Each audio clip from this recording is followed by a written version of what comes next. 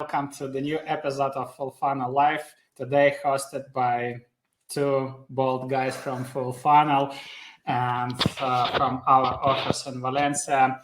As promised, we are going to share with you and talk today about how to launch successfully a pilot account-based marketing program, and we want to talk more about our 1-1-1-1-1-10 framework. I know a lot of people ask us what does it mean and why do we present it that way. There were a lot of questions. So before we'll kick off, let us know, guys, where you are joining us from. Share in the chat. We are again broadcasting from our office in Valencia, and curious to see we have already 50 people live with us. Where you are all guys from? Hello, Islands, Amsterdam, Brussels, Chile, Ireland, Ghent, Amsterdam, Manchester, Boston, London, Canada, France, Magdeburg, Germany. Cool. Good to see all of you guys. And while you are chatting, I just want to quickly share with you that until the rest of the year, for the last 3 ABM episodes, we have a cool sponsor, a company called DealFront, ex-Lead Feeder. Probably some of you know that company. This is one of the leading European intent data providers and one of the best intent data providers when it comes to quality of the data and integrations. So I would drop a link in the chat in case if you don't know them. But just to let you know what sets DealFront apart, because there are multiple alternatives, right? So first of all, its revenue engine is fueled by live European data in multiple languages, providing you with insights and access to other tools that other, let's say, intent data providers simply can't match. So you don't need to kind of have multiple software to identify the vendors, especially if you are market in Europe, if you are selling in Europe, right? In DealFront, you can harness 3 layers of data: market signals, web visitors, EU company databases, and you don't need to worry about compliance, which is the best part. DealFront meets European strict standards, ensuring GDPR compliance as well. So if you are interested, and to be honest, this is one of the best European vendors, if you are interested in a free demo, use the link that I dropped in the chat. And for those who would be listening to the audio recording of that episode, it's DealFront.com. So that being said, let's kick it off. Let's discuss how to launch a successful ABM pilot. Some of you probably have heard from us multiple times when we're posting about account-based marketing strategy. We were describing 3 stages of ABM development, of ABM motion development. One of the stages, or let's say stage 0, is ABM strategy. We don't want to dive deeply into ABM strategy right now. There are multiple posts. We have a guide on our website, and probably in January we'll host a new ABM strategy webinar with all the updates that we made this year to our framework.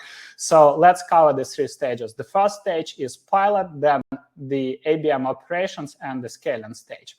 And I actually, this week, I spoke to a fellow VP of marketing who kind of reminded me about the most common mistakes B2B companies make when they develop ABM motion.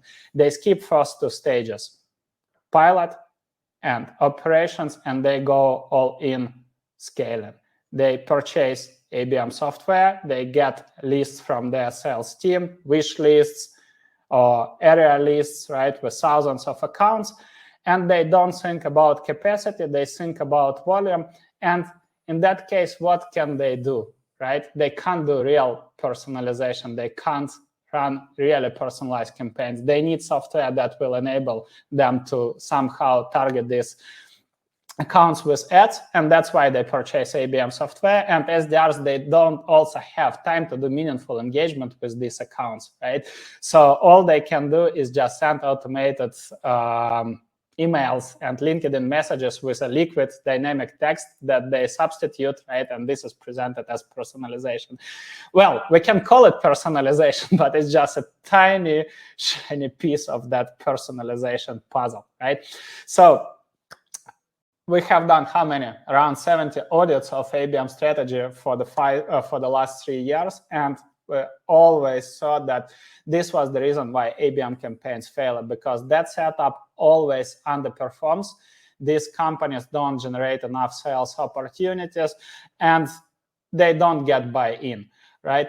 So to get buy-in, you need, as Vlad likes to say, you need to learn how to walk before running a marathon, right? So before you try to run marathon, start with a simple pilot program, and in a second, we are going to share it with you.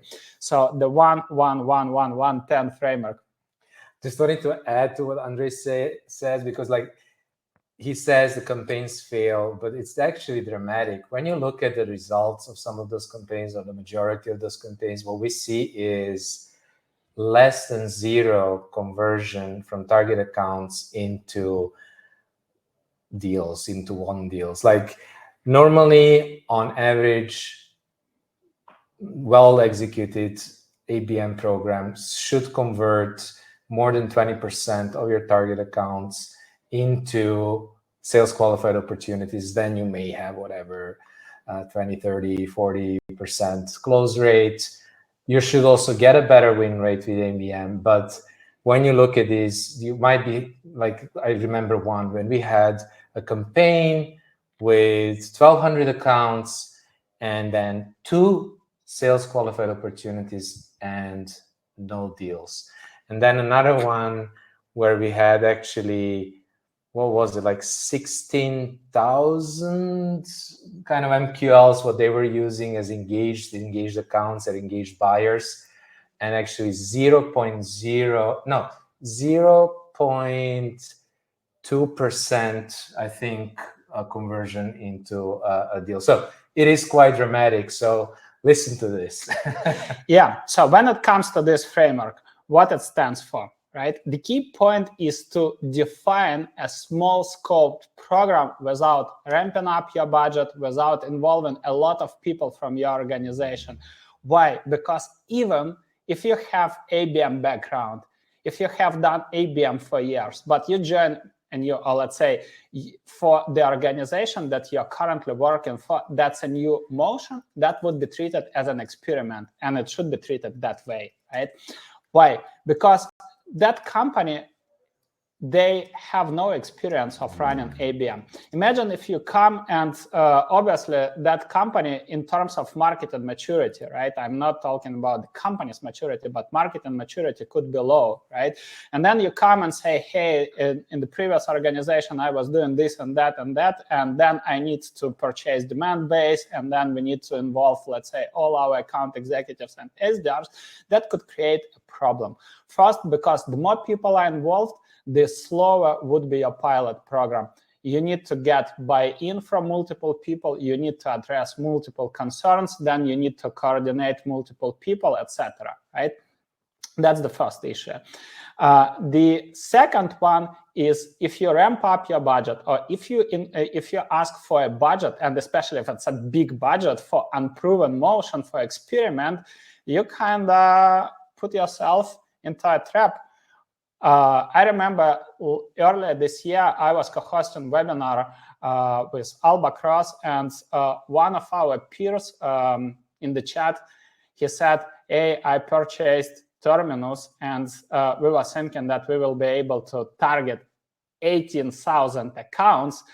And all of these accounts were, they clustered them, so there were cluster-based programmatic display ads plus cluster-based outreach scripts.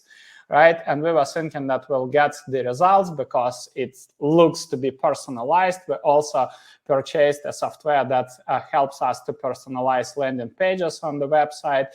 But guess what? 3 months later, there was no impact on sales pipeline velocity and revenue metrics. And our stakeholder, CEO and CFO, started to pressure me to justify the results, to present the results and justify the investment. And that's the problem. So avoid ramping up budget, avoid involve multiple people. You need to define one person who is willing to do the pilot campaign with you, right? And then with that person, and usually we mean one marketer and one SDR, you define one market. That makes sense only in case if you are a global company, if you are selling to multiple markets, right? You won't be able, you need to narrow down your focus. For this specific case, we run revenue growth analysis, and you can analyze several parameters: revenue generated by different markets, how many paying customers you have, churn rate, ACV, sales cycle length, win rates, etc. So all these different criteria that are tangible, that you can easily track, but they will help you to make non-biased opinion. The worst thing that you can do is making a biased opinion saying, hey, I want to go to the United States. Why? Well, because that's a big market. Well, that's the worst decision that you can make. Look at the data, make sure. So first of all, when it comes to this pilot framework, right?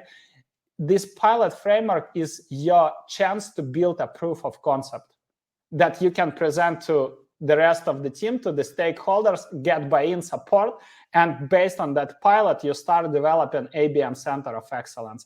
That's really essential, right? Now, you start with the market. If when you decided the market, now you might be selling to multiple verticals. So when it comes to verticals, the principle is the same, right? You might have different revenue stats in different sales pipeline velocity in different verticals. You might have more successful case studies, right? You might have more revenue. A lot of companies, they actually pay attention only to revenue. But let's say if in one vertical, it takes twice more time to generate sales opportunity.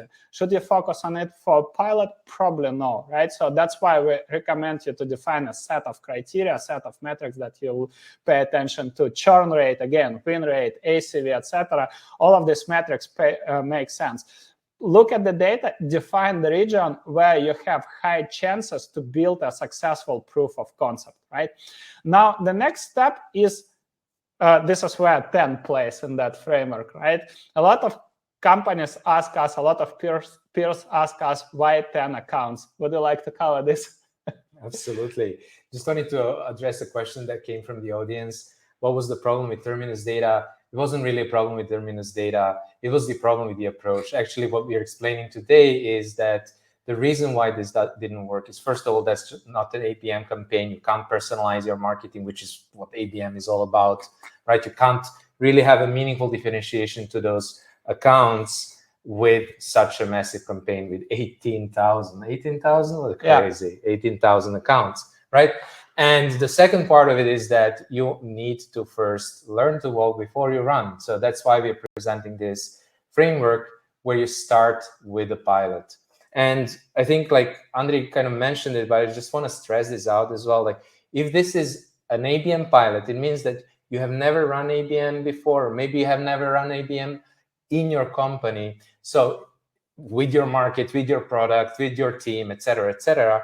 So there's a lot of unknowns. There's a lot of learning that needs to happen, a lot of assumptions that you're going to make. And so by selecting, so what you want to do is you want to stack the odds in your favor, because you want, by choosing a market where you have the best customers, the best deal, the best brand awareness, etc., for your pilot, you're going to remove some of those unknowns at least, and you're going to make, like Andrei said, it's a proof of concept, because if we can demonstrate in the pilot that this is working, then we can actually get the buy-in to go forward, to operationalize and scale this, and to actually turn it into a part of our ongoing marketing and sales operations. Okay, but going back to our framework here, market, geographical market, target segment or target vertical actually. So let's say we are looking at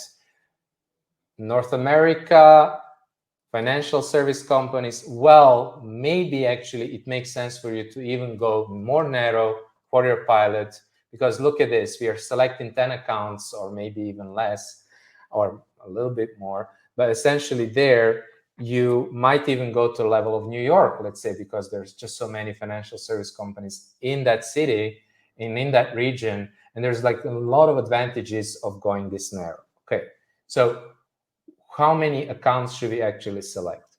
Well, it really depends. And we had a pilot where we spent 1 month just planning one account, not even starting the pilot. And that was because the account had more than 100,000 people. It was a large pharmaceutical company. So just figuring out who were the buying, where were the buying centers, who had the influence, and understanding the initial understanding of the buying process of that one account was already a big project in itself. You could actually see an account like that as a market of its own, right? Exactly.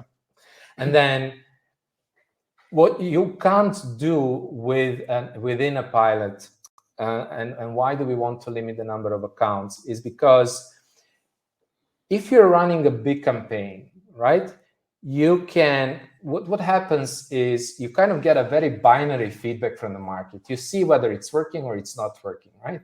But you don't know why. You don't really master all the different steps that you need to master before the campaign will be successful. And you don't get the feedback from the market except this kind of binary feedback. When you drill down to, let's say, your top 10 accounts, top 10 engaged accounts or whatever, and you can now spend time and engage individual buyers in the campaign and actually have two-way conversations with them and get feedback, see what's working and see what's not working, so that you can then scale what's working, right? Double down on what's working and not basically having to iterate without any knowledge. Yeah, the problem is that unfortunately there is kind of a myth in our space that software creates a process. The process itself contains several pillars, right, when it comes to account-based marketing. So aside from strategy, we mentioned here ideal customer profile. That's essential part, right? You need to know to what tiers you are going to sell to, because let's say you want to sell to banks in North America. Let me ask you a question, guys. So if you build a query in LinkedIn Sales Navigator for banks, let's say in North America, you'll probably end up with thousands of accounts, maybe even more, right? Now, let me ask you a question. Do you think that Citibank or JP Morgan will have the same revenue potential as a small local bank in Alabama? How do you think? Yes or no? Yeah, share in the comments. So that's the point, right? These companies have different revenue potential. Now, the logical question is, should we market to these accounts the same way? Obviously, no, right? But most companies do exactly the opposite. They create this product list and they prospect and target all of these accounts the same way. And that's the essence, right? We need to distinguish the tiers of these accounts. Companies with the highest revenue potential, they deserve one-on-one personalization. That's the only one way how you can generate 6-7-figure deals, right? So next point, goal decomposition. When it comes to account-based marketing, a lot of companies immediately think about net new revenue. And I kind of get it, because for marketers, this is the way how they can prove the contribution to revenue, to pipeline, show the marketing source revenue, etc. But in the real world, there are two low-hanging fruits: expansion and acceleration. Why? Because for expansion, you already have clients. You need to identify clients with the growth potential, right, that already getting value from your product, and you can create a specific playbook that you can use to expand the business, like Vlad mentioned. So with one of the clients, we were just selling to one account because the expansion potential was equivalent to millions in revenue, right? Now, next one is pipeline acceleration. Somehow, obviously, you don't need to look at the opportunities that your account executives closing right now. They will close them without your help, right? But there would be some opportunities that are in the early stages of your pipeline, right? So next logical step would be, how can we accelerate the sales cycle so we'll generate revenue faster? And this is especially important for companies with long sales cycles, 6 months and more, right? So if you're not hitting revenue quota, what can you do to accelerate the buying decision, right? So that would be the essence. That's why I mentioned the goals, right? For the pilot program, you need to be very clear what goal you want to achieve. Is it expanding revenue? Is it accelerating revenue? Is it net new revenue? There is one more program, but probably it makes no sense for pilot. It's churn prevention or renewal. So let's leave it aside. Now, when you define it, right? Why we say 10 accounts? Because usually that's our philosophy. We don't believe in marketing, in proactive marketing to tier 3 accounts. It just makes no sense. For me, marketing to tier 3 accounts or this one-to-many is a lazy excuse of not doing appropriate demand generation. I believe that companies with the lowest revenue potential should come from your demand gen programs, right? So you shouldn't market to them proactively. When you market to tier 1 and tier 2 accounts, you do either one like 100% personalization, or you do job role, jobs to be done personalization with the insights that are gained on the accounts level, right? Which means there should be a lot of manual efforts, a lot of manual engagement with these people. No display ads, no no automated messages, just normal human engagement. Now, for most companies that sell to tier 2 and tier 1 accounts, because now we talk about accounts, right? But at the end of the day, we sell to people, right? And if we look now at the buying committee group, at tier 2 accounts, we might have 3, 4, 5 people that influence the purchasing decision, and we need to engage with them, right? Tier 1 accounts could be 7, 8, 10. On average, 14. That was the latest Forrester, Gartner research.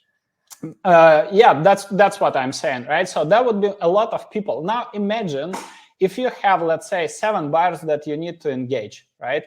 And you have, let's say, 50 accounts. That's already 350 contacts that you need to engage, right? How many people do you need to do it in a meaningful way, right? In a personalized way. That's why we highly recommend you to define a list of accounts that are very likely to engage with you, that have a need in your product, and this is what you can define through account research, right? And do fully personalized engagement without any programmatic display ads, right? Just do normal manual engagement so you can start the conversations with these people, get feedback, and that way you can validate your hypothesis. Did you select the right market? Did you define the right ICP? Did you define the right accounts? Because in ICP, then we have qualification and disqualification criteria. If you follow us, probably you have heard this already thousands of times, right? So for you, that feedback would be essential. If you get, and what is really important for the pilot program, a lot of companies immediately start measuring success of the pilot by revenue. But again, you do the pilot. Let's say your sales cycle length is 6 months, right? And you start it as an experiment, so in parallel to other responsibilities, other programs that you are running. And now, is it fair to expect immediate revenue from that pilot? That would be ideal outcome, but in real world, I mean, unfortunately, it's not, ABM is not a silver bullet, right? So what is really important is also to define the traction metrics or small wins, what we call, right? Let's say you try to engage the accounts, they never replied to any of your programs, neither to messages from your SDRs, they never engaged with your ads, they never attended your events, whatever, right? But now, suddenly they start conversations with your SDRs. Is it a positive signal? How do you think, guys? Yes or no? Share with us in the chat. Is it a positive signal if they never engaged but now started to engage with your sales team?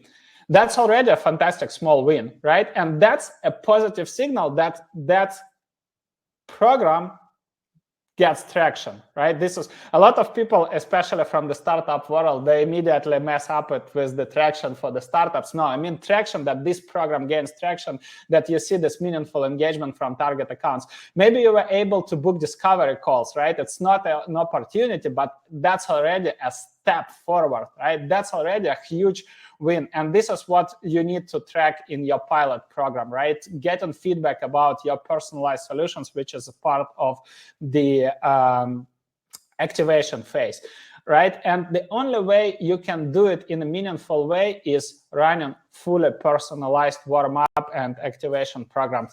I know when you were guys signing up, a lot of you asked us, can you share warm-up and activation programs? So absolutely yes. Because there were multiple examples. In a second, we'll cover, I would find our keynote presentation from Smart Day in London, and I will show you with Vladimir a few examples. But meanwhile, I suggest to cover quickly, Vlad, these two parts when it comes to account list building, engagement, and intent, just to make sure how we are going to select accounts that are likely to have an opportunity with our company. So like Andre mentioned at the beginning, we analyzed probably more than 70 failed ABM campaigns, and obviously also analyzed campaigns that we helped build with our clients that generated millions in revenue. And one of the key differences was how the lists were built, right? And what you see with failed campaigns and programs is that you usually get a kind of a wish list from sales. And what it means is basically, I asked one of our clients when we were doing the audit, how do you get, like, does their inside and SDR team, how do they get accounts? And it's basically, they just pick the top Fortune 500, Fortune 100 companies from their territory. Essentially, that's it. There's no need. There's no indication that there might be in the market right now. And there's also no real indication whether you can actually reasonably have a chance of closing that deal, even if you generate that opportunity, okay?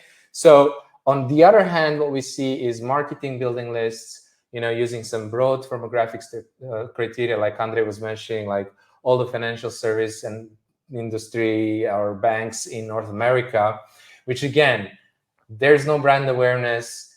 They don't know you. You don't know them. You don't know whether they're actually in the market, whether they have a need, yes or no. So what is the antidote, or how are the good campaigns different? Well, there is like two elements to it. And the first element is, how do we select the accounts based on the evidence, or based on the history, based on what works? So looking deeply and analyzing, let's say for the matter of discussion, we are looking at those financial service companies. So we look at our top 10 accounts and we analyze what are the characteristics and signals of those accounts. What do they have in common? What are the patterns? But what are, at the end, characteristics and signals that allow us to infer that they may have a need, and that we have a reasonable chance of winning and closing them. So we look at those accounts and we define criteria. And this criteria could be, let's say you're selling some sort of a fintech software to a financial director. And so you have noticed that if a financial director is there for, let's say, between 6 and 12 months, this might be the right time to sell to them. This is what we have seen, because in a lot of cases, if they're there for a long time, they're already kind of set on their tech stack. If they're there just starting, they're still like working themselves into a role. Just an example of a qualification criterion, right? So you list those. And then you also look at your 5 largest loss deals and analyze, okay, what are the red flags? What are the signals, criteria, characteristics that we can use to potentially deprioritize accounts? Like I mentioned, maybe the sales director, the financial director is there for longer than 2 years. Okay, so with that knowledge, what we go, and then we look at intent, engagement intent data. So what we want to do, remember, we want to stack the odds in our favor. We want to go after accounts that are that have a need, and the best source of engagement intent data is your own. So not like buying third-party data, like somebody like content syndication or somebody like, we know that some accounts are vaguely interested in a topic of whatever, ABM, so we should go after them. And by the way, everybody else has access, everybody has the same Zoom info information and that access, and everybody's doing the same kind of playbooks on them, so that's not gonna work, right? I'm talking about accounts that are actually engaging with your brand. Let me just very briefly explain. So, and that is actually the sponsor of our podcast, is actually the kind of data they provide. We can see every day engaged accounts, ICP fit, accounts that spend like north of 1 hour on our website, like 30 minutes, 60 minutes, up to like 2-3 hours on our website, like multiple people. I was looking the other day, like 10 people from a really nice account visiting our website, not just like, bouncing off a blog post, but actually spending time on our high intent pages, the pricing, the product page, and they're not reaching out to us. So what's going on there? We don't know. Maybe they're not sales ready. Maybe they got a question from the colleague, because you remember there's like up to like 14 or whatever people there who impact the decision. Maybe they got a critical question they didn't know how to answer, or maybe they didn't find the information they were looking for. Could be anything, right? And so if you're just ignoring those accounts, if you're just ignoring, you're leaving a lot of money on the table. And these are the accounts that you want to take into your account program. This is into your target list. So look for the ICP accounts that fit those specific qualification criteria, checking out that CFO or whatever, that are highly engaged with a high level of intent. Now, one thing that I get a question at this stage is like, okay, but where can I find this data? People thinking like there is a tool that will just give you the list with all these different criteria, but that's not really the case. What this means is that you have to start with whatever list that you're starting from, let's say your intent data, and then you have to do some research. And you have to do research with the purpose of qualification. So if that's like going and checking out, for example, their LinkedIn Sales Navigator and seeing if the company is growing or shrinking specific departments, if that is like looking at the changes in their leadership, if that's like looking at whatever other signals that based on your analysis of ICP are important to you, is the research that you need to do to now qualify or disqualify or deprioritize that account, right? And this is how you build actually a list of accounts that are likely to have a need and are likely to be a fit for your solution. And there is one more stage, right? So after we finish account list building, the essential step is account research and qualification. So that's the only one way how you can personalize your solutions, right? By personalized solutions, we call the fully personalized marketing and sales approach to these accounts. So let me share with you the way how it can be done. So we prepared a few frameworks, as you can see, for that podcast episode. So account list building, right? Let's assume you defined, you don't need to be select multiple intent and engagement data sources. Define what's already available, just limit that pool, right? Don't use something that is not used in your organization. If you are hosting the events, look at the signups for your recent events. If you have marketing automation, you're sending newsletters, you can see recent signups and engagement. And you can use, for example, DealFront or ZoomIn for any other vendor for website intent engagement to identify these accounts, right? Now, the next step is defining a simple engagement threshold, right? Or what we call the account scoring. So what could be, because let's say, let me give you a specific example. You have two accounts. One spent 1 hour on your website checking pricing, demo, vertical case studies, and there were 3 repetitive visits in the last 7 days. And then there was an account that spent 10 seconds. Both fit your ideal customer profile. Which of those two accounts you should add to your pilot program? right? The answer is obvious. So you're thinking, okay, let me know when we finish the episode. I know that was a very difficult exercise. Okay, jokes aside, so you need to define the simple engagement threshold, because if you'll just look at all of the sources, you can define hundreds of accounts, right? And then it makes no sense. So you need to make sure that somehow you prioritize these accounts and define only those that are very likely to buy from you. Next step is account and buyer research, right? We have two layers. When it comes to account research, what we want to identify is the key initiatives, all the insights that we can gain about the needs of that account, right? We can gain this from press releases, news, corporate news, media mentions. Maybe you have some common connections, right, that can share with you these insights. So you collect these insights as a basic layer to identify how your product could fit these core initiatives. Next, you start looking at the buying committee members. I would try to enlarge that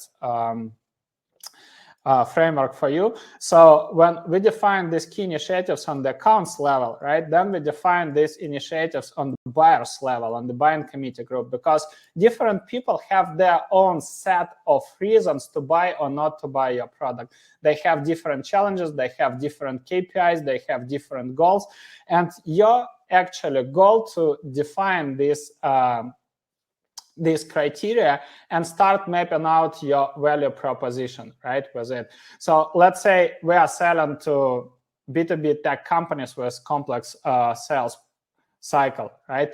We usually sell both to marketing and sales, and they have different reasons why they engage with our company, absolutely different reasons, and we personalize differently how account-based marketing and full funnel marketing in general can help them, right? That's essential. Next step is basically when you match your value proposition with their needs, you start creating these personalized programs. You know, okay, this is the account's needs. Maybe ideal way for you to start a pilot program would be tier 2, the cluster program, right? So you know that these buyers have similar challenges, right? And there are similar buyers with similar jobs to be done. So you can create content that is aligned with these challenges. And then it would be way easier for you to create these personalized solutions.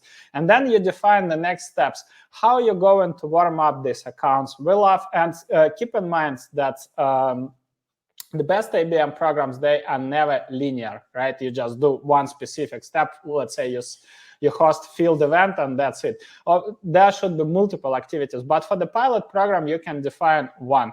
Let's say you want to do, I would share with you our example, what we have done at Fullfunnel when we just started our company with Vladimir. We partnered with Scale Up Flanders in Belgium, this organization that's association for Belgium or Benelux scale ups. And then we did short market research. We identified the challenges of these accounts, and we defined there was 12 accounts with a similar challenge. They had a strong presence, strong local presence, but they were kind of experienced challenges with growing outside of their domestic market. So we create a fully personalized program for these accounts, and then we sent invites. There were like 12 or 13 accounts and 20 buyers in total. So we presented that solution and then suggested one-on-one consultations for them, explaining how to implement account-based marketing programs in their organization. You see, and in that case, research and that webinar, this was the warm-up part, and one-on-one consultations, that was the activation part, because we came up with practical ideas. We already researched that account, and we distributed these ideas to them. And you might think that's not only limited to service-based business. Absolutely no, because we do the same with tech products. Imagine if you are selling manufacturing automation product, right? You need to somehow, first of all, you need to change the mindset of your buyers, right?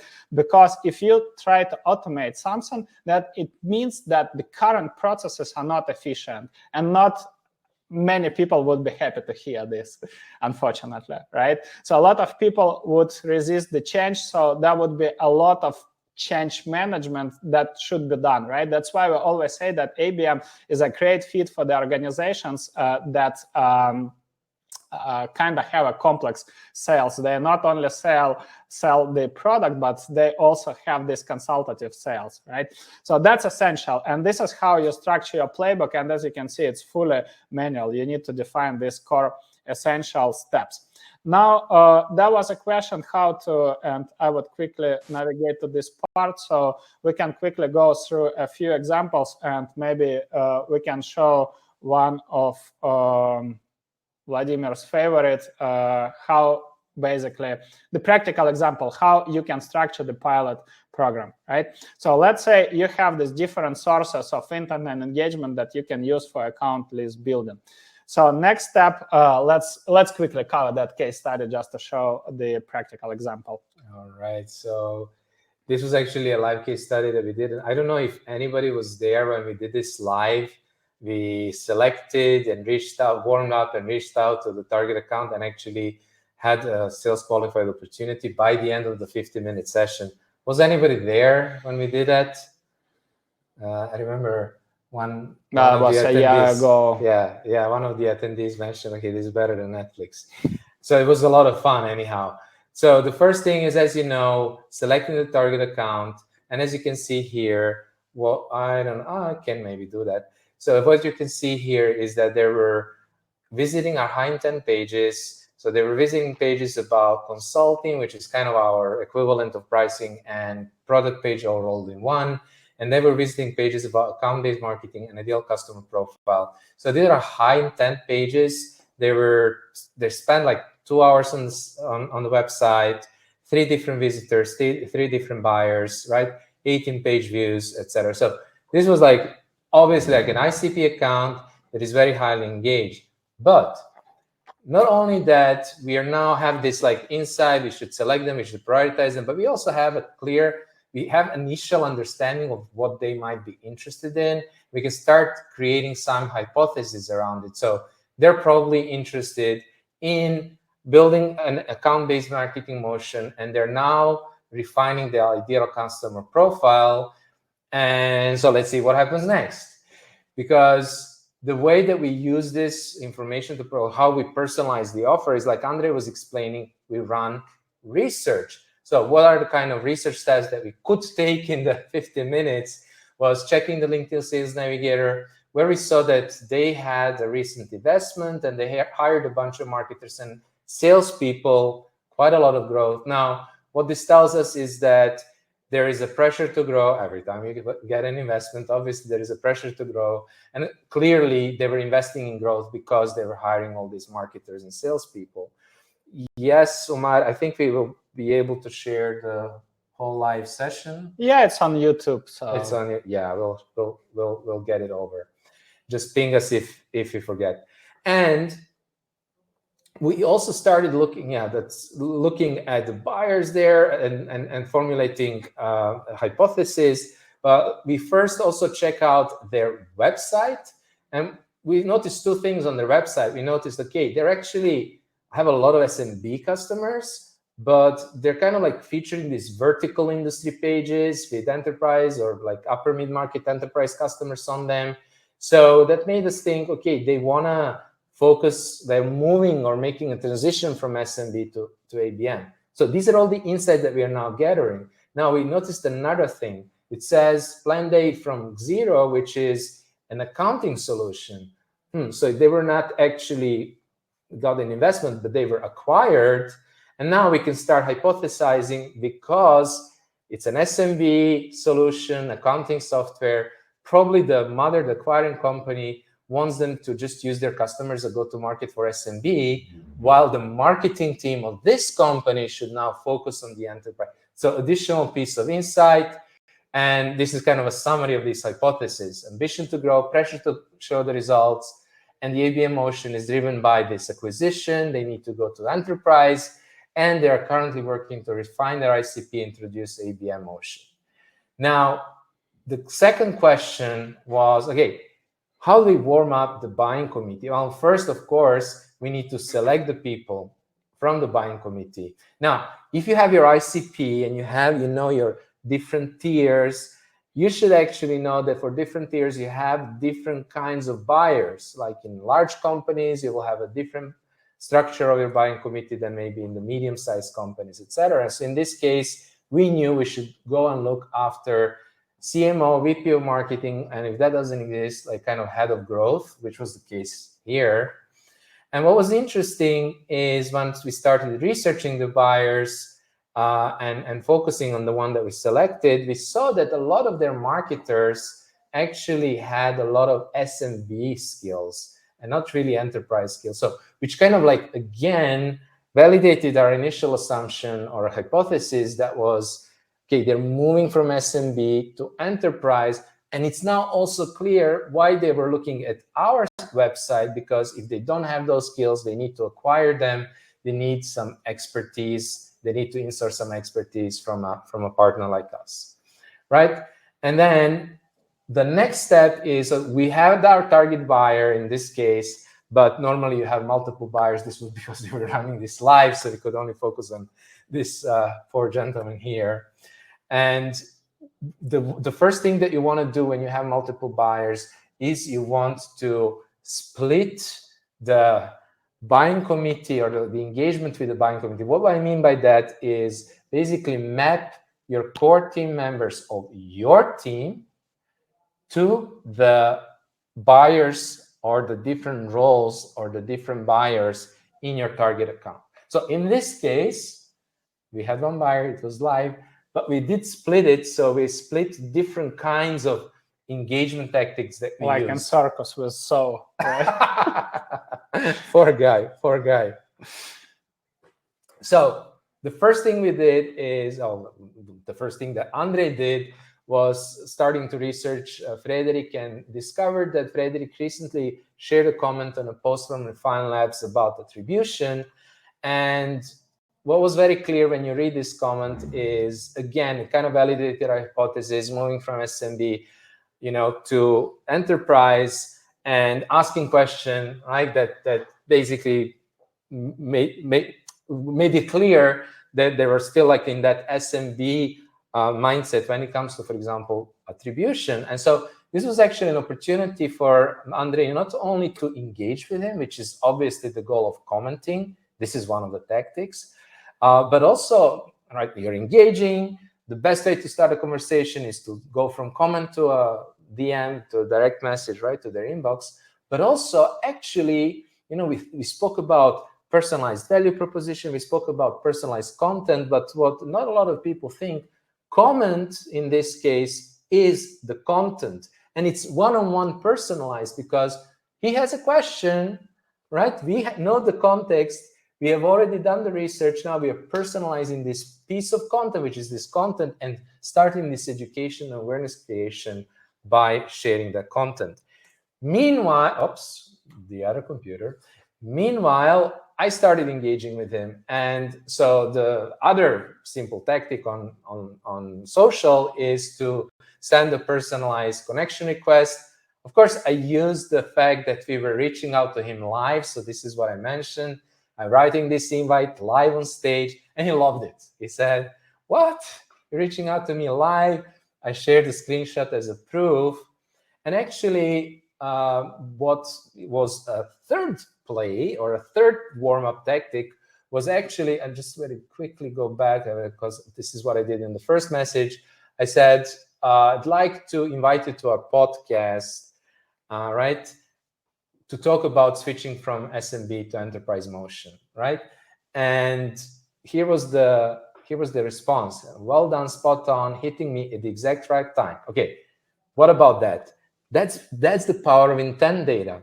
They were just researching. We knew this. This was like an evidence. We knew this. So we're hitting him at the right time, right? Happy to share thoughts from the inside. I can tell you exactly where we are in terms of needs and budget of ABM efforts at Plan. I mean, what else do you want? Like, this is exactly the kind of conversation they want to have with a potential buyer, about their needs, about their budget, about the priority, about where they are, right? And so just to give you a little bit of context, like why podcast and what is that? So it's like basically content co-creation. It can be podcast, can be interview for whatever article that you're writing on a research. It doesn't really matter, but it gives you the opportunity to dive deeper into exactly these kind of questions that you want to find out, and obviously also build a relationship with this person. And as you can see, we ended up booking the call live within the 15 minutes. And then maybe you want to take this over. Yeah, last part, as I mentioned. So there could be multiple ways how you proceed with activation, right? So for example, when we do the content co-creation, we'll have to send our guests a fully personalized direct mail swag. So we create so we analyze their hobbies, we ask about their hobbies. Like in this case, you see the buyer who was a huge fan of cycling. So we just personalized the full collateral aligned with the, let's say, cycling, and we purchased a beautifully illustrated book with 30 best cycling routes in Europe and sent it as a personalized direct mail swag, and the guest absolutely loved it. And that was obviously that was a full proposal about how we can help. I mentioned before this, for example, when we partnered with Scale Up Flanders, what we did was the one cluster webinar and then one-on-one debriefing or consultation where we presented how they could implement account-based marketing and what results they can expect. And that could be another way. So you can send personalized content hubs, you can proceed, or you can refine this process with personalized retargeting, so multiple ways, but generally speaking, I'm just sharing the best ways. And if you, as you can see, these opportunities that we present, they were generated without 50K or 100K ABM stack, without any programmatic display ads, without premium Zoom Info account, without an army of SDRs and account executives, right? So it's just these two guys sitting together and doing it live on stage. Just to give you an idea why I'm sharing this, because sometimes we try to overcomplicate account-based marketing, or sometimes we try to oversimplify it, thinking, okay, hey, it's just enough to run this programmatic display ads and create personalized landing pages, and then we'll land, 6-7 figure deals. Unfortunately, no. If you want to land these opportunities, you need to do some manual work, right? So just roll your sleeves and join the trenches, right? That's why we called our community trenches. These are the examples of these direct mail swags. One of the questions that we also get, and we quickly cover because we have 6 minutes left, and we probably have a few questions that we can cover. How do we nurture accounts that are not sales ready? Because in a reality, even if we'll select the most engaged accounts, right, we know that they fit our ICP. We ran account research, and we know that there is a clear evidence that our product can help, can be an added value. Still, they might not to buy for multiple reasons. There could be obvious reasons. They are busy, they have other priorities, they are finishing some specific project, they are hiring, onboarding new team members, or even unobvious reasons. I remember how one of my sales colleagues shared with me an insight about CTO. He was that was a deal that they almost won, but then CTO started to ghosting them, not replying to emails, to messages, booking calls, rescheduling calls, canceling calls, etc. And they didn't get the idea. But occasionally, he was chatting with one of the buying committee members, and that guy mentioned that CTO just had a newborn, and then the guy wasn't sleeping at all. And it was so challenging for him. And then what my sales colleague did, he just sent a note I didn't know, sorry for disturbing you. So let me know when you come back to your normal routine. I won't be bothering you, so we can proceed with it, right? There could be multiple reasons, but obviously, if you won't stay in touch with your accounts, if you stop nurturing them, obviously you might lose this opportunity in future. So there are a few things how you can nurture accounts that are not sales ready, and that's also a part of warm-up playbook, right? Because now we share, let's say, the post playbook stage, but that could be a part of warm-up as well, right? You can engage and connect with them in the places they hang out. comment on their posts. You saw this from our example. Tagging these people in your content, right? Or doing this content co-creation that Vladimir mentioned, where then we can present the insights from this co-creation. You can retarget them with relevant content ads. You can continue engaging them with niche communities, Slack communities, etc. Right? So there could be multiple ways how you can stay in touch, but make sure that you have these processes, because to scale ABM, you need to operationalize it. And to operationalize it, you need to know how to run these processes. You need to provide clear guidelines and step-by-step instructions to your peers so you can involve more teams, and you'll be able to onboard the rest of the team. And that way you start developing your ABM Center of Excellence. Hope that helps. Let me know if now that 1-1-1-1-1-10 framework becomes more clear to you, and why we believe in that philosophy, 3 stages of developing ABM programs. Let us know in the chat. Plus, yes, whatever you prefer. Share your favorite emoji. Just give us any feedback that you want. And meanwhile, while you're typing, I wanted to just address a question that we got from Rudy about how do we build the buyers, or how do we add the buyers to from the target accounts. And it starts from, of course, understanding your ICP. When you're studying your top 10 accounts, you want to identify all the buyers that were involved. So looking obviously at the CRM, on all the conversations, who was on the threads, who was in the CC, who was part of the meetings, talking to sales and asking them if there were any other people that were involved that were maybe not in the CRM. And then if you're doing when you're doing customer interviews, because you should definitely interview those people, also asking those people that you can get to talk to you about who was also involved. Now you collect all those buyers, concrete buyers, and you start noting down all the different variants of their job titles and how they might be called and in different companies. And you basically, over time, you build a detailed persona, if I want to use the language of LinkedIn Sales Navigator, where you can actually build those personas and then use them in queries and actually identify those people from target accounts. I mean, that's like where you would start, but that's not always easy, I know. So maybe the question was also about, okay, if I can't find them on LinkedIn matching those job titles, maybe they're not there, I can't find them on Zoom Info either, what do I do? So sometimes it is more difficult to find the actual people, especially in some niche industries where people are not on the social. So what you can do there is you can reach out to common connections who know their target account and ask them. You can actually connect to the connectors or insiders. So what am I saying here?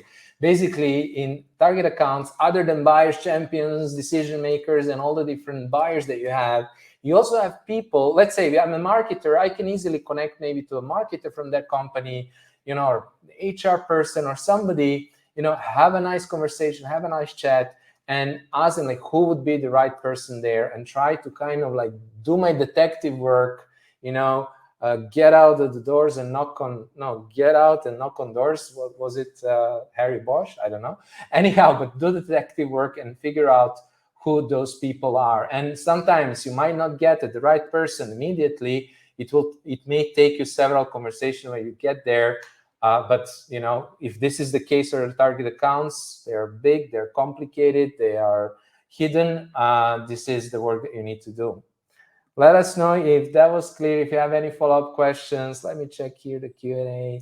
I dropped also in the chat links to our podcast, so you can subscribe and listen to our podcast, previous 120 episodes about ABM, demand generation, full funnel marketing.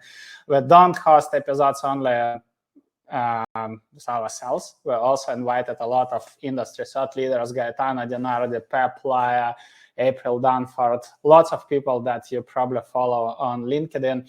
So you can listen on Spotify or YouTube, whatever you prefer. If you are already subscribed, please give us 5 stars. That would be much appreciated. And last announcement, in 2 weeks, we release a major upgrade to our 6 weeks ABM program. This is our on-demand course. So we have a big, hairy goal to make the best course on account-based marketing on the market. The one that would be super easy to implement without expensive stack, without a big team. So in 2 weeks, we'll release this course with all the templates, covering the step-by-step process, revealing all of our case studies, sharing all the templates, reports, dashboards that you need. So if you're interested, the link is in the chat. And in 1 week, we'll proceed with Vladimir with other topics. Have a great rest of the week. Cheers. Take care.